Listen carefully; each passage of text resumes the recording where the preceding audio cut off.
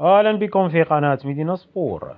رسميا قدم المغرب ترشيحه لاحتضان كأس العالم 2030 كتنظيم مشترك مع إسبانيا والبرتغال، وجاء ذلك من خلال الرسالة الملكية السامية التي تلاها السيد شكيب بن موسى في حفل التميز الذي كرم جلالة الملك محمد السادس نصره الله.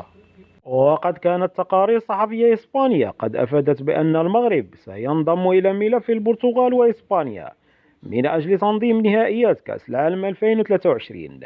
وكانت عدة صحف مقربة من الدوائر الرياضية في إسبانيا أشارت إلى أن الاتحاد الإسباني يعمل على ضم المغرب في ملف تنظيم المونديال سنة 2030.